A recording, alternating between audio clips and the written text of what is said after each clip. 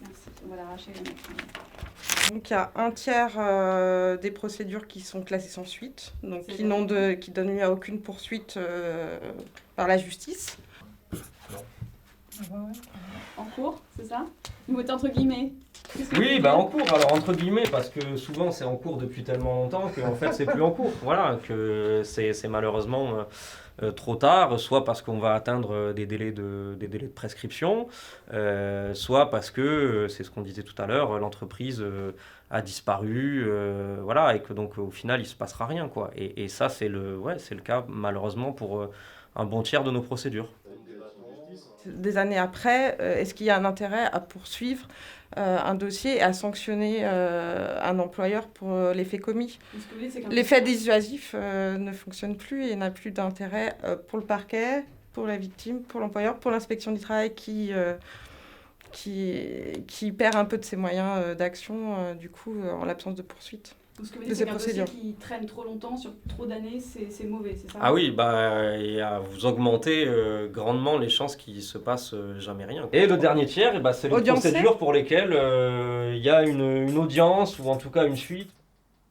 La question, c'est le résultat de cette audience.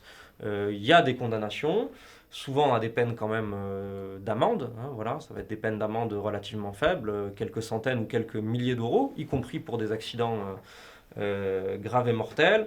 De temps en temps, on a une peine d'amende plus spectaculaire, mais c'est quand même rare. Comme nous, on assiste aux audiences correctionnelles, dans la même après-midi, on peut voir un dealer de shit, quelqu'un qui a fait un délit sur autoroute, rouler à grande vitesse avec 0,x grammes dans le sang, et on a des condamnations extrêmement fortes, même quand il n'y a pas de blessés. Et puis quand arrivent nos affaires, là, c'est différent, parce que le mis en cause, il a des bons avocats, le mis en cause, il a le costard-cravate. On est dans ce qu'on appelle, nous, la délinquance en col blanc. Et donc, il y a toujours le fait que l'employeur, il serait à moitié responsable, que ce ne serait pas forcément de sa faute. Le principal problème, il est politique. Quel que soit le gouvernement, on a depuis 20 ans, si je recompare avec la délinquance routière, on a des politiques très dures sur la délinquance routière.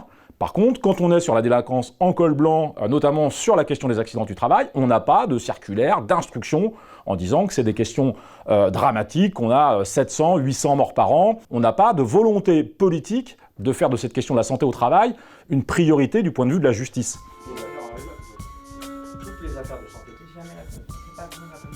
On fait des lois, on fait des réglementations et on regarde pas comment on peut les appliquer. Et du coup, mais ça fait des années que ce constat-là, il est fait. Nous, on l'avait fait il y a 13 ans. Je constate malheureusement que ça n'a pas beaucoup changé.